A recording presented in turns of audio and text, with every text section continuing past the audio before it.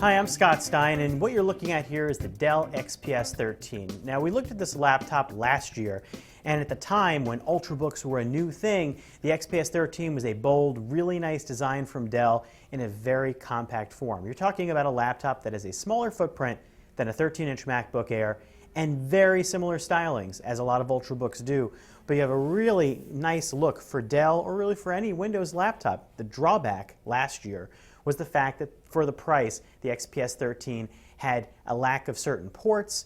It also had a subpar battery life compared to others, and it had an okay screen, but it didn't have a great high-res screen. Well, now in 2013, this laptop, which we did see at CES, is available, and the nicest part of it is that it has a 1080p display. And the 1080p display looks really nice, bright, sharp, vivid, great from any angle, wonderful. But there's a problem with the display, and that's this. It doesn't have touch. Now, some of you may be celebrating that because maybe you don't like touch on a laptop. But the fact is, you don't need to use touch on any Windows laptop. Windows 8 is nice to have, and when a laptop lacks it, it just feels like a drop feature.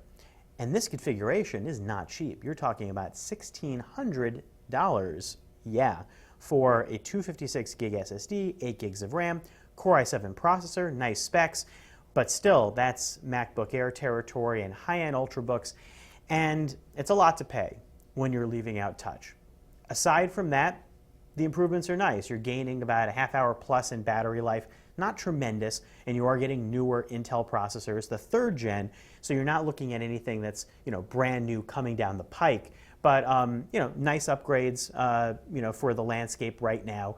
You're still not getting a lot of great ports. You're getting 2 USB 3.0, mini display port, and that's it. No SD card slot, no Ethernet, and no HDMI. Because this is targeted at small businesses and business folk, business travelers. So that's probably a bummer. The one I am most disappointed by is the lack of an SD card slot, because come on, this thing could have fit one. But you see, it's literally the same styling as last year, very sleek, nice metal, soft touch design, slightly better battery life. The price in these configurations does start at $999, but you're not going to get the 1080p screen. $1399 is where you got to go to get the 1080p display. And really, that's the biggest reason to upgrade on this. But I'd say, without touch, a little bit of a deal breaker. I'm Scott Stein, and that's a look at the new Dell XPS 13 2013 edition.